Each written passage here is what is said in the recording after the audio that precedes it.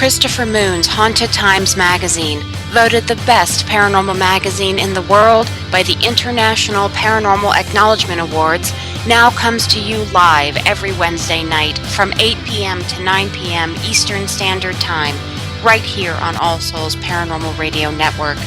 Join Christopher Moon, Dina Everling, and Paulette Huff as each week they welcome guests from all avenues of the paranormal and metaphysical realm, bringing you the best of the best, doing their part to help you think farther than you could ever imagine. Haunted Times Magazine Radio, Wednesday nights from 8 p.m. to 9 p.m. Eastern Standard Time on All Souls Paranormal Radio Network. That's right, Haunted Times, guys. Read it, listen, enjoy. Welcome to Signs of the Dead. It is Friday night. It is now 9 p.m. where I live, and some other time wherever you are living right now. I am your host, Stephen Despain, and guys, I am stoked about tonight's show. Tonight I am going to have what I perceive to be, potentially, the coolest guest in the history of the world. I am talking about Dr. Franklin Ruehl. Now, those of you that remember the SyFy Channel when it was in its most infant stages, in the early 1990s, there was a show on there called Mysteries from Beyond the Other Dominion. Now, if you're into cryptozoology, ufology, parapsychology, anything weird, strange, bizarre, weird cultures, weird historical knowledge, you name it, this show had it, and it was created and hosted by none other than Dr. Franklin Ruehl. Normally, at this point in the show, I usually like to go on this long-winded diatribe about something I've read on the internet or something that's puzzling my mind or something that I was just thinking of, but I am just so stoked tonight that I really just want to get to the guest and give him a call and get him on the horn here, so that way I can ask him my most burning questions about his life's work. If you guys in the chat room have any questions at all during the show, I ask that you just send them to me in the private chat, not on the main screen, because it's just going to kind of keep cycling and I might not catch it in time. So if at any time in the show you have a question for Dr. Ruehl, please send me a private message and I will do my best to ask him that question as quick as I can. I'll try to get through all the questions that I can, guys. You know what? I'm just going to call him right now. I'm going to see if I can get him on the horn, guys. Here we go. Oh, by the way, if you guys have any audio issues right now, let me know. Type me something. Let me know if we're having any audio issues tonight, because I just did a whole bunch of rework on my PC here, and it's been having some issues with the audio. So, hope all of you guys can hear me. I'm going to get Dr. Ruehl on the phone right now.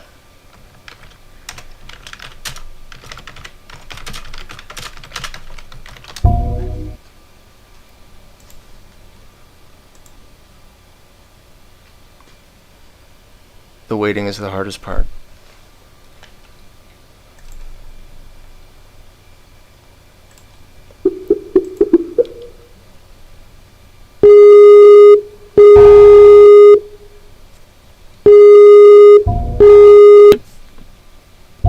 Hello?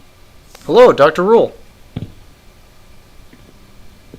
Can you hear me? Yes, I can hear you. Okay, I can hear you too. Excellent. Welcome to Signs of the Dead. Thank you. Thank you so much for being able to be on the show tonight.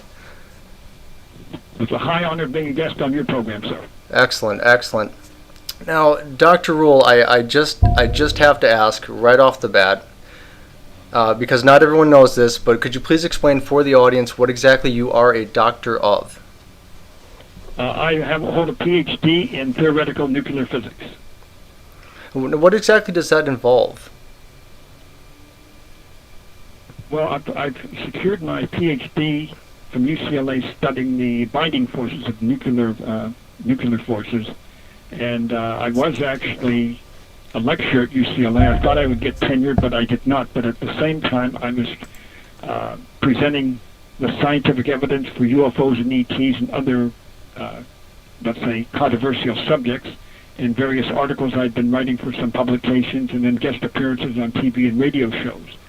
And then I began writing for the tabloids. First I was being interviewed by the tabloids, then writing for them on these subjects for a number of years. And then I had my TV show on the SyFy Channel, Mysteries from Beyond the Other Dominion, which grew out of my public access TV show. All right. Now, you actually started that in, I believe you started Mysteries from Beyond the Other Dominion actually in around like 1988, if I was reading correctly? That's correct, yes. I tried to promote my show with various networks. No one was interested. Then I read an article in the LA Times about public access I'd known about, but I thought this is the way to go. And as a result of being on public access, an article appeared in a magazine called LA Style, which seemed to be totally irrelevant to my subject. But they had a characters section, and an editor I knew at the National Enquirer knew the editor at LA Style. So they wrote a profile on me for LA Style. Then a fellow was leafing through the magazine looking for photos done by a friend of his, and happened to see the article on yours truly. And he and his partner were looking for a TV show to promote. So we made a few pilots. They had some contacts, especially one of the partners, but nothing happened. We got paid for a couple of the pilots, but no one went so far as to offer to produce it. My one friend, with his contacts, then became an associate producer on the show Major Dad, which was in its penultimate season, filming over at Universal. Well, my friend is very aggressive, and he tried to promote my show to the new programming director at Universal, who is Angela Lansbury's nephew. And nothing happened, but then, because the man who was trying to launch the SyFy Channel down in Florida, in Boca Raton, didn't have the wherewithal to actually launch it properly, it was jointly purchased by Universal and USA Network. And because my tape and other materials were at Michael Lansbury's office at Universal, my show was one of the 4 to actually premiere on the SyFy Channel when it was launched in '92. So it's a classic case of not what you know, but who you know. I see. Because on my own, I wouldn't have been able to get on, even though I had been on the Donahue Show as a public access producer, and a representative from the SyFy Channel had contacted me and said we would like to use you, but they couldn't launch it properly because they didn't have the financing. Then after Universal executives were telling me how much they loved me after 2 years of having good ratings, they just did not renew the show. So I've done a number of other programs and trying to get back on the national spotlight. Yeah, I was incredibly disappointed with the SyFy Channel at that point, because this was one of those shows that I made it a point to watch every single time it was on. Even if I had seen the episode 2 or 3 times, I always found that, there was so much information there. It didn't matter what kind of things you were into, if it was parapsychology, cryptozoology, just unexplained phenomena. I mean, the show really had everything that anybody that's interested in that field could really want. I agree totally, because when I watch the episodes, I say, this is a good show. It should be on. And then I went to public access again, but in 2008, at the end of the year, all 12 public access studios in Los Angeles County were closed down due to budgetary considerations. So I've been splicing up episodes and putting segments on YouTube, trying to generate some interest that way. Yeah, and I actually did. I do believe I've seen a couple of those episodes actually on YouTube, and I do believe I did find your actual YouTube channel, if I don't mistake. So I've been actually taking a few moments of my time here and just watching and kind of reliving that that moment in time back when I feel the SyFy Channel was actually at its most cutting edge for that type of programming. It was. Absolutely. I see some of the programming today, and I feel that mine still would belong there. And of course, I've tried other, we have so many different networks now, like True TV, and of course National Geographic and the Discovery Science Channel. There have been some feelers, but nothing's gone beyond the talking stage. So I'm still looking for a home for my show. Now, since that all had happened, and since you actually stopped doing Mysteries from Beyond the Other Dominion on the SyFy Channel, I did notice that I started seeing you appearing on some other talk shows as a guest. Well, I was, for example, there's a program called Strange Universe, which was syndicated nationally, and I was a semi-regular on that, including being one of the judges and co-hosts for The Strangest Person in America. Tom Green had a TV show on MTV as a regular guest on that, but it was abruptly canceled. I had a segment out here locally on a show you probably don't know called 9 on the Town, a UFO segment, but then that show was canceled. And I've guested on as a regular guest on the Pat Sajak show, but then that was canceled. It seems every time I get on a show, it's canceled. So That's really I'm disappointing. still trying, though. You have to be persistent. Really is disappointing that you've actually worked so hard to actually get your name out there. And I mean, I do know that when your show was on the SyFy Channel, that it was incredibly popular. And I mean, everybody I knew at that time was actually watching that show and saying, this show is not only are you learning something, will you learn some historical things, and will you learn some very bizarre but true stories. Sometimes there's just very interesting segments. I remember on one episode you actually showed how to get gum off the bottom of your shoe. Right, that's something I've done on a few shows like the Jenny Jones show. Yeah. Sticking because in.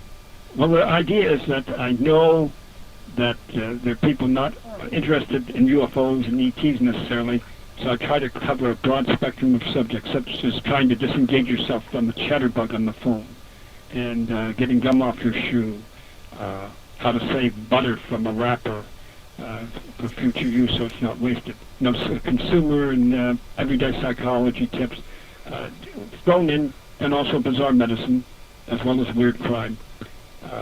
And I thought the show, I look at that show today and I still say that it was done very well. I agree. I absolutely agree with that statement. Now, I mean, I would have to ask. I mean, since I know what your field of study is, and now everyone else is aware. But I mean, how exactly is it that you take this particular field of study that you have, and that sort of branched off into this seemingly limitless interest that you have in the paranormal and other such things like cryptozoology?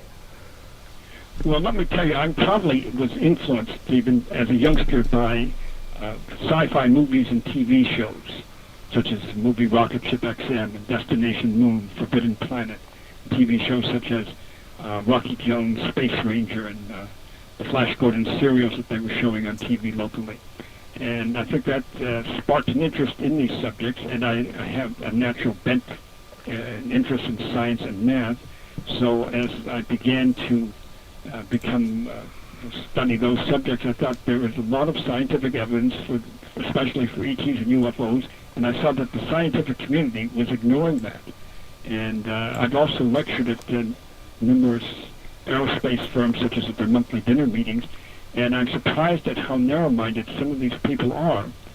But a few of them will come up to me after the program and tell me, well, here's my experience with a UFO.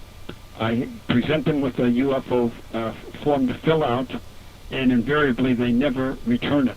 They're afraid of the controversy, afraid that that's jeopardize their career or cause them to be mocked by their peers. So there's a lot of skepticism out there, but there are a few scientists who have had experiences or believe, but they're afraid to come forward. I was one who did not. I thought that we should present the scientific evidence for these controversial subjects. And since I had the background, I began doing that. As I said, I really thought I was just going to be teaching at UCLA or another university, and that if I hadn't did any lecturing or television, had made any television appearances, that would be secondary, but that became primary. Now let me ask, since this field of study, even, I mean, I know going back when TV shows like Sightings were on the air, it was pretty much things like UFOs and crop circles were pretty much all the rage back in the 90s. And now we seem to have kind of made this transition over to more just ghosts and hauntings. And I mean, that's true. The ghosts, I mean, we have, of course, Ghost Hunters on SyFy, Ghost Hunters International there.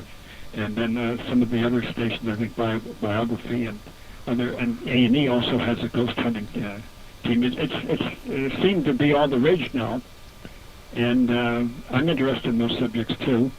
But we really don't have anything of, as you mentioned, Sightings, and then there's a show that was on for one season entitled Encounters, where they covered more UFO cases and, as you say, crop circles and related events. But we do have the Destination Truth, and also Monster Quest, Destination Truth on SyFy and Monster Quest on Discovery Channel.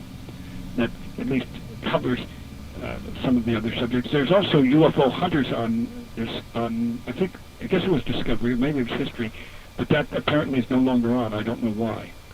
Yeah, that was done too. that was actually even though, like I said, we've kind of gone away from, at least from what I've been seeing, gone away from the whole UFO phenomena and gone more towards ghosts and hauntings. UFO Hunters was actually a very well put together show, and it is a shame that it seemed like it kind of fell on deaf ears for a while there, and I think that's probably why it didn't get a continuation. Well, they're slightly different from the others. The other shows like Monster Quest or Destiny Shoot are going out hunting for creatures. And invariably they don't catch the creature, just find some secondary or tertiary evidence.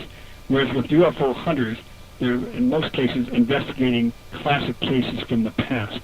So they really wouldn't be able to go out and hopefully find a UFO. But it was well done. And I know Bill Burns, who was the #1 expert on the show. I think they did an excellent job. I wanted to be part of that, but they didn't invite me over. That really is a shame. By the way, Stephen, I have 2 pilots with True TV that have been considered, but they take forever, and you never know what they're looking for. I'm hoping one of them will ultimately be picked up, if not by True TV, one of the other networks. But until then, I'll still just. Right now, the internet, especially YouTube, is my primary source of getting my name out there, and being on your show, of course. Of course. And see, that's what I like about you. I mean, you never quit. You just keep going because you have that drive. I mean, a lot of people get into this. No chance. That's right. You try to have one chance, and that conference I just did. I don't know if you heard about Oprah Winfrey having a contest for her new own network starting in January, where they had invited contestants to submit 3-minute videos of a new show for OWN. Unfortunately, there were 9,500 plus entries, and a few of them got well over 5 million votes. I didn't get anywhere near that, but they're going to pare it down to the 5 top vote getters plus 35 other entries. I'm hoping I'm one of the entries, but my thought is she has a new network. Even if I'm not the winner of this contest, which I don't expect to be, she needs other programming, and hopefully she might consider something as unusual as my program. Well, I would certainly hope so. But of course, there's tremendous competition out there for anything. That is true. I said 9,500 plus wannabe talk show hosts of their programs now. Some of them, just as with public access, I've met a number of people where they thought they wanted to produce a public access show, but after 1 or 2 episodes, they didn't have anything more to say. And one guy, when I first started out, there was one fellow I saw who was at the same studio I was. I don't know why he did this. He didn't have anything to say. On one show, he just sat there reading a book to himself, not aloud, and the entire half hour devoted to just showing him reading a book. Another time, he was sitting up on a desk with his feet propped up and doing nothing. Well, obviously, he's not the competition I'm worried about. Have you ever tried to go out to TV with public access or anything like that, Stephen? What I've actually done is, since I do kind of dabble in paranormal investigating, and I have for the last 3 years, what we have done in the past is we've actually taken some, with permission from the client, of course, we've actually taken some footage from investigations that we've done and kind of made like a mini half an hour to 1 hour film of it. And I have put it on local TV here, but that's pretty much all the further it's ever gone. And to me, that's just fine. I mean, I'm not out to make a name for myself either. But I do put it out there because I think it would be something fun for people to see, late at night. Nothing's good on TV because every channel you turn on is just the same garbage going on. And I thought it'd be something to kind of, break up the monotony. And if somebody turns on local access, be like, hey, there's actually something entertaining on here. So is that a local public access? Yes. So you don't have to pay to put it on? Right. Yeah, well, that was the case up until the end of 2008 for us. In fact, we had really become very sophisticated where we're given DVDs for our shows and a 3-camera crew, green screen, roll-ins. It had become pretty sophisticated for something that we didn't have to pay for. But again, that came to an end in December of 2008, and I really miss it. That really is a shame. Let me ask you, I mean, since you've been in this field for such a long time, and you've been so active and so involved, have you ever actually taken time to actually just you and a few of your colleagues actually go out and just say, well, guys, tonight here's what we're going to do. We're actually going to go on a good old-fashioned ghost hunt, or how about we take some camera equipment and let's try and photograph a UFO tonight? Well, I've gone myself tried to photograph UFOs, but I haven't found any. And of course, I have a segment, as you may recall from my show, how to photograph a UFO. I do remember that. And make sure you carry a camera or camcorder, make sure it has film in. And of course, now the camcorders become much more portable, smaller, so that everyone. And now with cell phones too, we have more people able to take photographs and video footage of possible unknown objects. So I didn't find anything there. I also went up to northern Manitoba in 2005 for a current affair to hunt for a Bigfoot based on a Bargeman's videotape of one apparently coming out of hibernation. And our team, led by yours truly, did find some secondary evidence, such as bird bones that had the feathers pulled off, which a bear we don't believe would do. But this showed this was a more sophisticated creature. And I was really impressed in flying from Winnipeg up to the area known as Norway House, 500 miles north, the forestation on the left, right, east, south, north. And you could have had 100 Bigfoot creatures hidden within. And then we were trying to go through the brush. It was very difficult to move through. So such a creature that's adapted to that could easily evade human pursuers. And what we had, though, the people, and this is an Indian village. They had a modern supermarket, and they're coming around to the hotel where we were with their own camcorders and video footage of what they thought was secondary and tertiary evidence, such as possible footprints. And one team even brought in a huge box with a footprint they found, and they actually dug it up and put it in the box. That's how sophisticated they were in trying to preserve the evidence. And we couldn't, of course, fly back with it. And I was getting calls from other parts of Canada that people just had seen a Bigfoot as though possibly it was coming out of hibernation. So while we didn't capture the creature, I was impressed with the amount of evidence we found in that short duration. And then earlier this year, as part of a pilot, our team was hunting for the lizard man. This was locally in some tunnels in Los Angeles. Again, possible secondary evidence, but no creature found. But it's enjoyable to go through. We try to use sophisticated equipment, thermal imaging cameras, etc. And I thought, for the short amount of time, we did a very comprehensive job. Now, as far as for the lizard man was part of one of the pilots that I was involved with, trying to sell it to one of the networks. Why are people not buying this stuff up? Well, I don't know. It mystifies me, especially some of the so-called entertainment that I see on there. They certainly could spare a show like this. But I keep trying, and again, maybe exposure on your show will help. I certainly hope so. Certainly hope so. On Google, yes. And I just say, as my interest, of course, UFOs and ETs, cryptozoology, and parapsychology.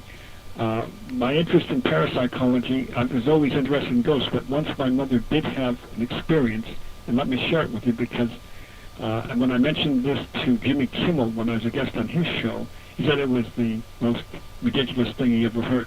But and many people know this. They have a relative who's seen a ghost, such as a parent or a brother, sister, whatever. They know that person's sincere, but other people you tell just tend to scoff at it. But I was doing homework. My father was, I think, at a meeting, and she was dancing in the hallway of our apartment.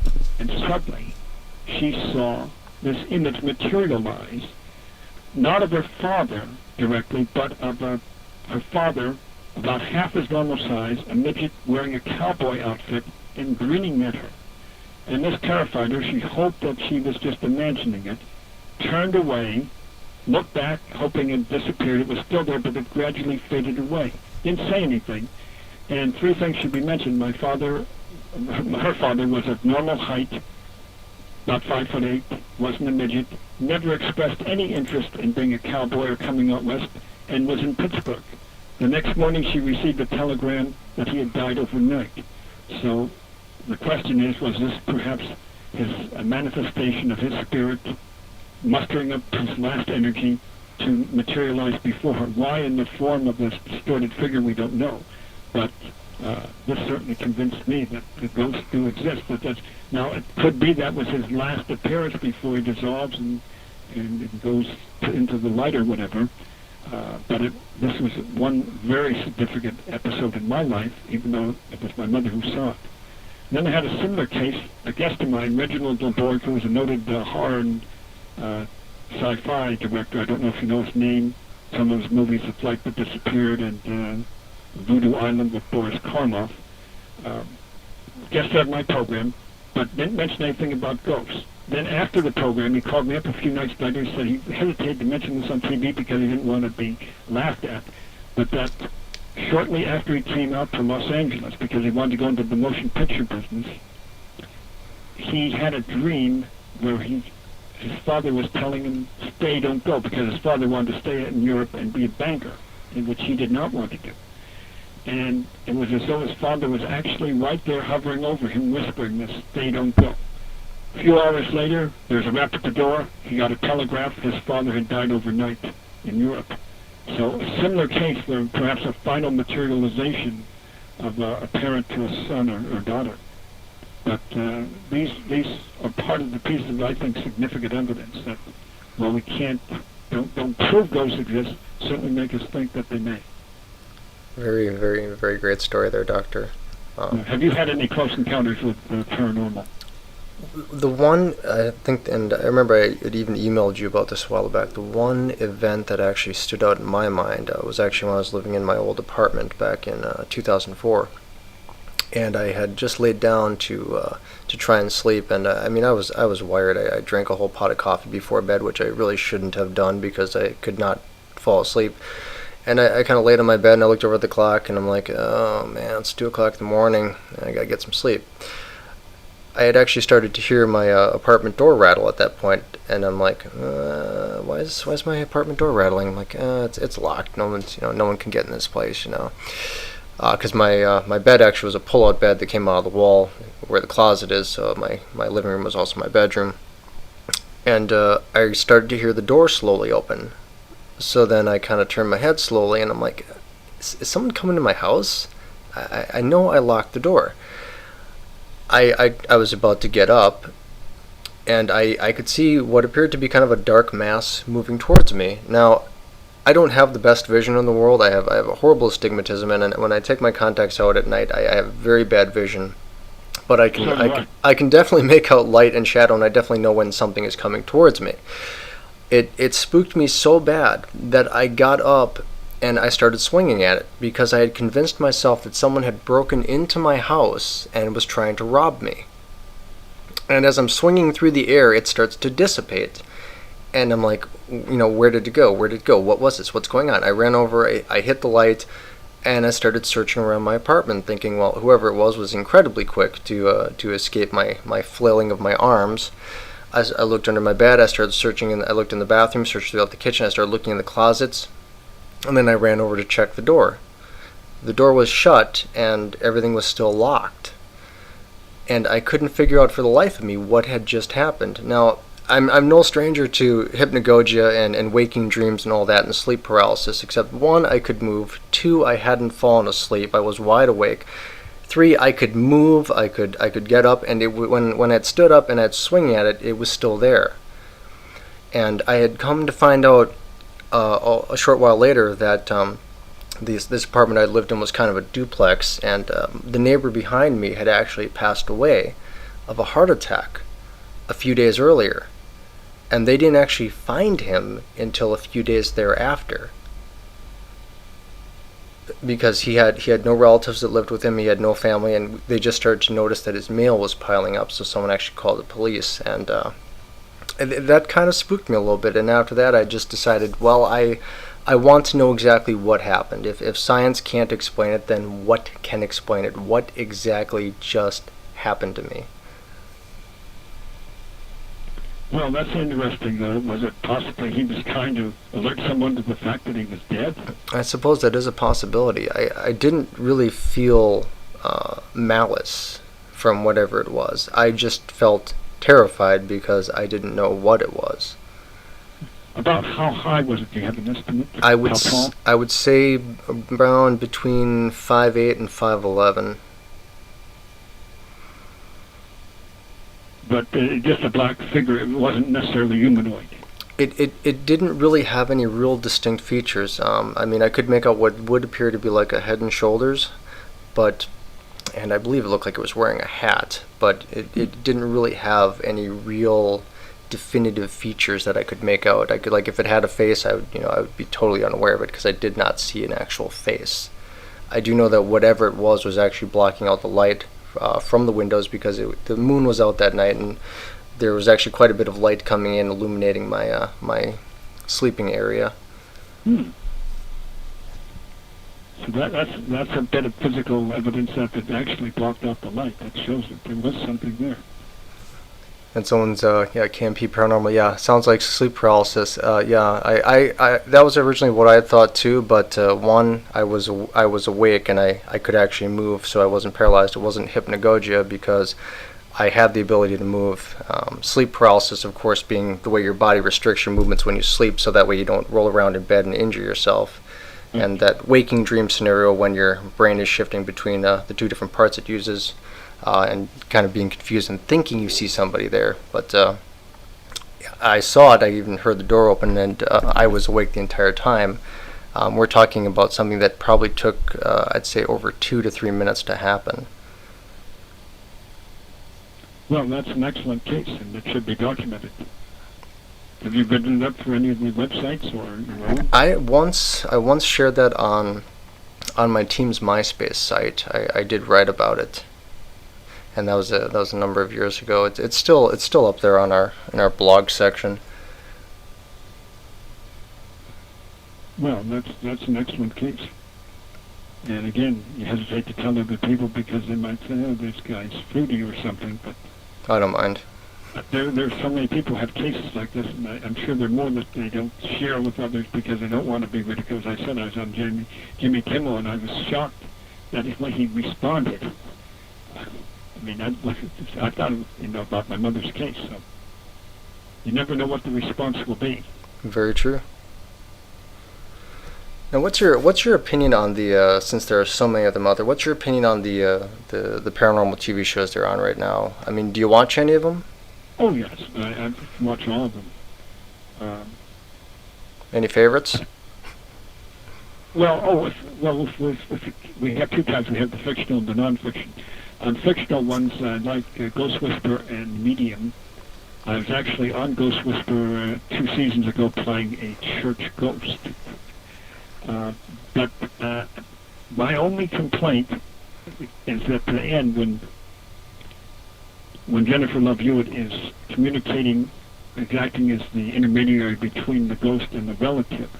There's not more of that because I always find that very emotionally stimulating. It brings tears to my eyes, which is they're communicating, and I think that there's some lazy writing there that because they don't want her repeating verbatim what the ghost is saying, but sometimes it's necessary for her to say something. Instead, she'll say, "Well, I'll tell him later," and that's a lazy man's way because that's a dramatic high point of that show. And I always love those confrontations, so to speak. Unfortunately, it's just been canceled for this. I don't know why, because it's had ratings in the mid-30s along with Medium. Medium was canceled from Channel 4 NBC and switched over to CBS, so they're back-to-back. So Medium's the one that's retained, but not Ghost Whisperer. I like Medium. Only complaint is that some of the cases involve crimes that are a little too violent. I agree. Still enjoy the show, but I prefer Ghost Whisperer. We don't have those types of horrendous crimes, but it's done well also. Then as far as the non-fictional shows, I watch all of them. The Ghost Hunters, they do a good job, incredible job. And then there's Ghost Lab and Paranormal Activity, and a few of the others on biographic, and A&E has one. And then, of course, I like the History Channel programs, such as I mentioned, Monster Quest. On SyFy, we have Destination Truth. That's done well. As far as fictional, ones on SyFy, for instance, Warehouse 13. I know that's supposed to be the most popular. I'll watch it, but it hasn't really intrigued me that much. I don't know why it's so popular. One I do like, though, on Fox is Fringe, especially the leading character, Walter. I don't know if you've seen that. I have not. It's on hiatus right now, but Fringe gets into time travel, interdimensional travel, and a number of intriguing subjects. And the lead character is an older man who's been in an asylum, and now he's out again, a very intelligent scientist. He does an actor named John Noble from Australia. So if you have a chance to catch Fringe when it returns, I think you might enjoy that as a fictional series. Sounds interesting. Now, how do you get? And I've actually did some internet searches on you to see what you've been up to lately, and I did notice that you've actually, beyond being on Ghost Whisperer as an actor, you've actually appeared in quite a few other TV shows and whatnot. Well, that's interesting that you mentioned. Maybe check my IMDb profile, because I began about the middle of 2006. I was on USA Network as part of their characters. I don't know if you saw that, because if you watch Monk, which was one of my favorite detective shows. Do you remember Monk? Did you ever see that on USA? Yeah, that was actually a very good show. I did enjoy that a lot. And they started in 2006, the USA characters. And I was out there talking about UFOs, and we actually taped that down at a UFO museum in Dallas. And maybe you didn't catch it because I had several so-called characters. And I thought, well, I'm still trying to get my show on national TV, but maybe I should broaden my horizon and see if there are any acting gigs also. And that's how I got on Ghost Whisperer and some other shows, too. But my primary goal was still to get my own program back. As I said, I had these looked more hopeful earlier in the year when we did these 2 pilots for True TV. But now they're giving us the silent treatment, so I don't know what the status is. But of course, there are other networks out there. But that's my primary goal, to get one of my shows back on. If not my own show, it'd be part of a team like comparable to Ghost Hunters or UFO Hunters. But I'm taking these other acting gigs because I'm hoping it'll open some doors, and it also provides a little wherewithal, a little financing too, which I can use. Exactly. I love to be before the camera. May I say this, Stephen? I guess I am at heart. So whether it's being a guest on a show or being an actor, even a background actor, I will do it. I've got to ask. Anybody that knows me knows that I'm a fan of rock music, and that I get into music from all genres and all over the world. There's this band. I believe they're from Sweden. The lead singer is Peter Tackern, and the group is called Pain. And I was watching a video of theirs about a year ago for the song Zombie Slam. And if I don't mistake, you're actually in that video. Zombie Slam, yes, I was in that. I've been in a few. In fact, when I started this in 2005, music videos. Well, that's something I'll never be in. And but then I've been in a few of them. And that's one, right? Zombie Slam. How did that come about? I just I don't know if you're familiar. There's a number of online services such as Actors Access, LA Casting, Extras Access, and Now Casting. I've subscribed to some of them, and they have postings for various openings. And I applied. I'm trying to think of Zombie Slam because I remember that well. I was playing a reporter, and I never saw it though. Really? You're telling me, is it online? Yeah, it's YouTube has it. And I remember it because I was just starting to get into the group Pain at the time, and I was watching with my friend Chris, and we get into that part where the guy's playing the tape recorder during the interview where he's interviewing Peter Tackern while he's singing and about zombies, and then all of a sudden there's this transformation that takes place. I'm like, holy cow, he just morphed into Dr. Franklin Ruehl, and I paused it, and I go, Chris, come here. He goes, hey man, that's Dr. Franklin Ruehl. I was like, yeah. You're the first person who's told me they've seen that. I was like, what's he doing in a Swedish metal video? Well, we taped that out here, but I guess it made its way to Sweden. So that's on. Should I just check it out? Zombie Slam under YouTube. Yeah. And Boy, yeah, I Pain. could have done that some time ago. Yeah, Pain Zombie Slam. I think that was 2007, I believe. I want to say was when that album came out. That sounds right. Yeah. Yeah. I couldn't believe it, and I looked at Chris. I go, "Hey, you're a music buff. What's going on here?" He goes, Peter Tackren's into that kind of stuff. He's into the paranormal. He probably asked Dr. Franklin Ruehl personally to be in his video." No, actually, I applied. I don't. Yeah, I've been in a few music videos, and it's also just to mention that I was also on America's Got Talent last season. You did the straw and potato thing. Did you see that? I did see that. I'm of course voted off. They let me. Yeah, they wouldn't even let you finish. And if nobody understands what he's talking about, it's a kind of a science trick where you actually hold a potato and you take a drinking straw and you can actually stab it through the potato. Yeah, you pinch the straw, say the magic word "gai" and slam that straw right through the potato. And I do 10 in a minute explaining the scientific basis behind it. And basically, that we're all surrounded by air which acts down with the pressure of 14.7 pounds per square inch. When you pinch the straw, you're trapping air in it, converting it to something akin to a nail. And then when I say the magic word "gai" and push it right through, it really mystifies people. I also did that for something called the Carl's Fan Raiser, which was on online last month. They're trying to generate fans. Unfortunately, because it was cut down to a minute, my segment, I was just saying yes. They didn't show me doing the straw and the potato, even though they filmed me doing it. But I mean, I'm looking at all these possible outlets, and the straw and the potato is sort of my signature performance. But I'm surprised. The first person who's told me they saw me on Zombie Slam, I guess. I do remember I did that, yes. Yeah, I mean, if I hadn't been just listening to music videos at night, and I'd be like, oh, I'll just look up see what Peter Tackren's doing these days. Like, oh, Zombie Slam, yeah, I'll listen to that. I was like, oh my God, Dr. Ruehl is in this video. Dr. Franklin Ruehl. I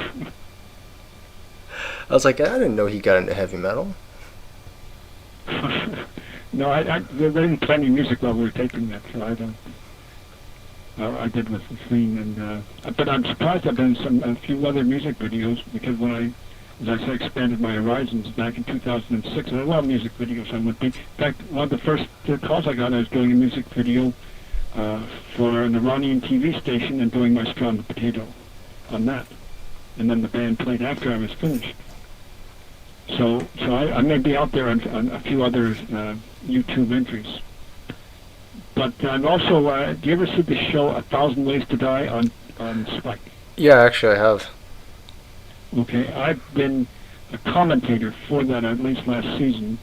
Well, I commented on 8 of them, and they used my commentary on 3 of them. They variously described me as a conspiracy expert, deathologist, and then the title I wanted them to use, finally they used thanatologist, which is an expert on death.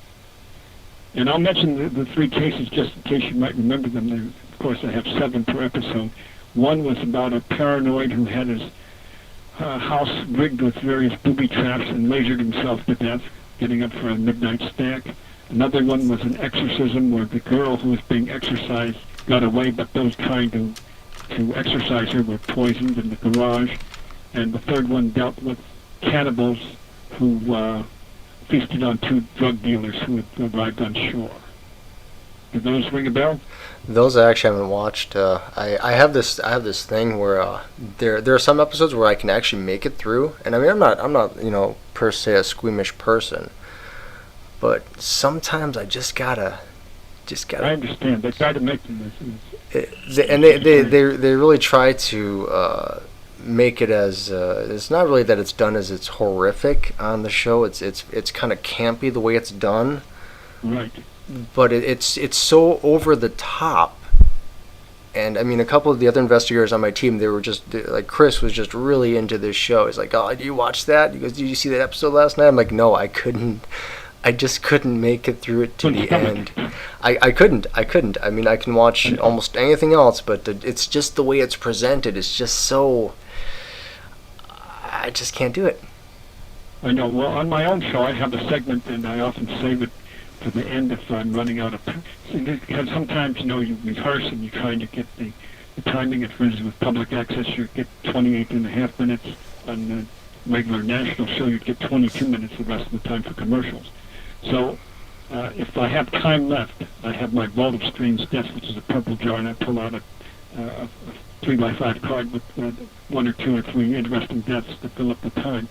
But I find unusual deaths, but we don't dramatize them. On the SyFy Channel, we did dramatize a few, but it was more like the death of Rudolph Valentino and with the cursed ring and a few others. But no, I wouldn't be as what should we say,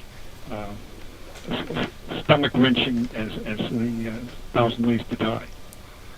But just for the record, I was on that also as a commentator. All right. I think. And I've been pitching since I've been pitching that show. I have a vault of strange deaths. I collect these unusual deaths. I would do it in a different way, though. I wouldn't be as graphic. We don't want to turn off our audience. I do remember when you would do like the recreations of certain events on your show. It was usually done with animations. But we had a few core actors who were actually staffers, and they recreated. For instance, as I mentioned, Valentino's death with the first ring, if you may recall that. He bought that cat's eye ring, a destiny ring in San Francisco, and then he showed it. The man promised that he'd have good fortune. His friend Chow Mank looked at it and saw a vision of him dying a horrible death, but Valentino's career was on a downslide then, so he said, I don't care, I want my success, and he did then have The Son of the Sheik and a couple of other movies, then of course died of that peritonitis, as Chow Mank had seen. Then the next one, Russ Columbo, a musician, was hired to portray Valentino in a biographical film because he looked somewhat like him. To make it more realistic, he wanted to wear the ring. Chow Mank tried to warn him not to. He's killed in a horrible crash. Third man to own it, a man named Joe Casino, bought the ring, knew about the possible curse, put it aside for a few years, then thought, well, the curse is over, and he wanted to wear the ring. He was killed in a car accident a few days after they put it on. The last person we know to buy it was a barber who got it in an auction, and we haven't heard anything about whether or not he ever wore it, died, or just kept it in a safe deposit box. But that's why we call it Valentino's cursed ring. And the question I ask you, if someone were to give you that ring, would you dare wear it, or would you play it safe? Given the track record of that particular item, I wouldn't want it. Right. You might take a chance, just in case. Keep the ring, guys. I'm not risking anything here. I don't want sort it. Sort of paranormal forces at work there. I just wouldn't take any chances. No, absolutely not. I don't want to tempt fate. Now, what prompted you to do the segment on your show called Bizarre Medicine? Well, I find it interesting, and there's so many interesting cases because when I started then, we didn't have all this information on the internet, so I was relying more on publications. And then, since the show's been off, of course, the internet gives you such a multitude of possible stories in every category that there's an infinite amount of material now compared to what there used to be. I have to go through one publication after another looking for it. But I found it fascinating, and I thought I'd add that. Again, to broaden the scope of what we're doing, but of course I'm only presenting things that interest me, because if I'm interested in it, then I can be enthusiastic in my presentation. Exactly. That was always just one of my more favorite segments, because there was always such you pulled something out of a little black doctor bag. That's right. And then you would start and explain about a particular case and a historical case. Historical or recent.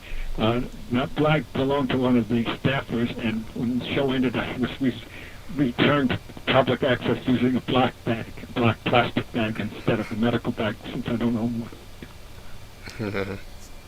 But it's a popular segment. Again, I try to include wide spectrum, but And then I guess you know this, but I should mention I always had my Cosmic Theater segment because I love sci-fi and horror films. And there, I had my rating scale, first magnitude to 10th magnitude in congruence with the magnitudes of the stars. First magnitude being brightest and therefore best, 10th magnitude worst. And there's a multitude of sci-fi and horror films, older ones, that are in the public domain. So there's no problem in splicing them up and showing segments on TV. And I even cover, of course, I was running low by the time my show ended because I've exhausted the supply. And it was I always enjoyed that, and I had made a pilot. In fact, one station where I was a guest on talk show, and then the fellow said, well, would you like a regular show on our channel? It's a small channel out in Ontario, California, which is outside of Los Angeles. So they actually went to the expense of making a pilot, which we called Cosmic Theater, where I present scientific facts and especially dealing with UFOs and ETs, and then show a sci-fi film or segment of it. So they went ahead to giving me the go-ahead. The station was then bought by the 24-hour auction channel, which didn't have any space for a show like mine. So I came that close a few years ago, but I still have that pilot. You know, I'm pushing it. I have the amazing world of animal fact and fiction, amazing world of bizarre medicine, amazing world of crime and punishment, military fact and fiction, a quiz show, and as I said, about 20 different pilots I've made. So I'm flexible enough that I'm ready to roll whichever direction I want. Very cool, very cool. I mean, if anybody listening doesn't know what this show all encompassed, I mean, if every couple of minutes there was something new on Mysteries from Beyond the Other Dominion, it just kept explaining something new and something more bizarre with each episode, and it would always show so many different segments. Personally, I think my favorite one, and I don't know if you remember the segment or not, where you talked about it was apparently a historically documented case of the day that it rained flesh from the sky. Right. Was your favorite segment? That was actually my favorite story that you had shared on there. I like to get that feedback. So if I do my show again, I'll definitely include it in one of the early episodes.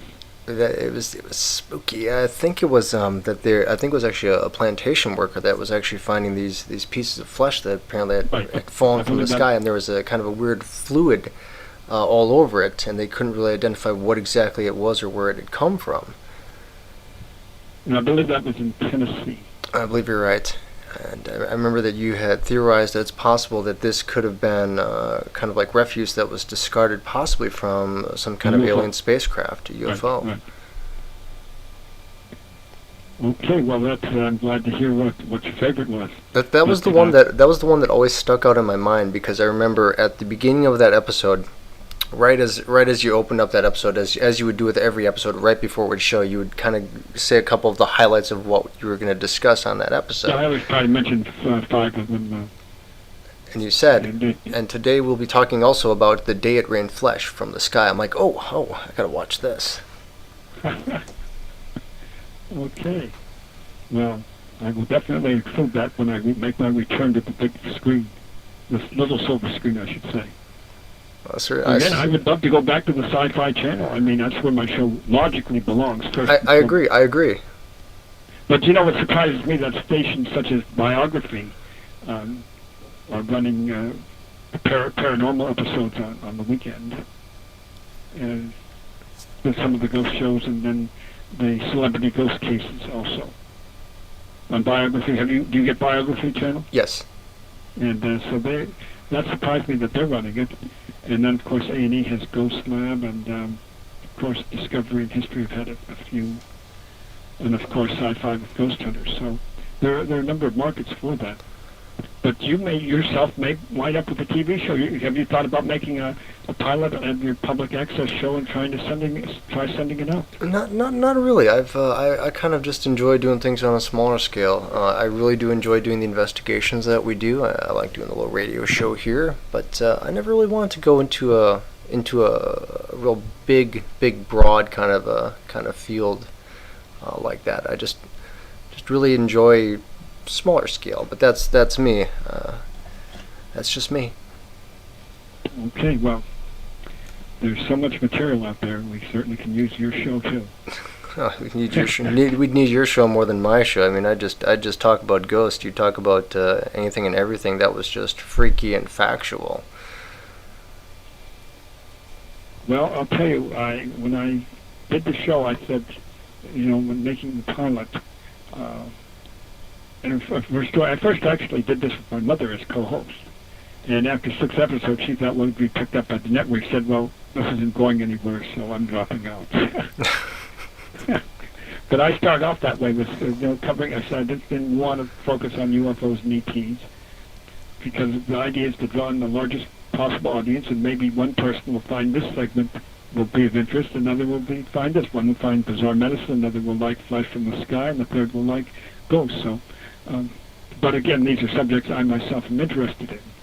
So that's how it came about.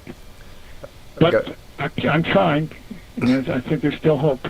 I think so. I do think so. I got a couple of people in the chat room saying now that they canceled shows like yours so they could show things like wrestling. Yeah, well, that's something. I'm glad you mentioned that. I don't see where wrestling has any place on the SyFy Channel. That angers me more than anything. What's wrestling doing to the SyFy Channel? I agree. I agree with you, Doctor. We have wrestling. I don't understand what exactly happened, because it seemed like at that time in the mid-90s, the SyFy Channel kind of made this, and I mean, I still watch the SyFy Channel from time to time, I'll admit it, but it really made this sort of transition in the wrong direction. I mean, you had shows like the SyFy Buzz, which was suddenly canceled, which actually was very interesting. If you wanted to learn about sci-fi novels and conventions, it was the best place to go if you want to know about the next sci-fi movie that's coming out. The information was all there, and then that type of show vanished. Your show, I turned SyFy Channel one day, suddenly it's gone. It's like, what are you guys doing to your channel? I thought this was about everything with science and fantasy and fiction and just bizarre stuff. What is going on? And they had another show that you may or may not have seen, but it's called Retro TV.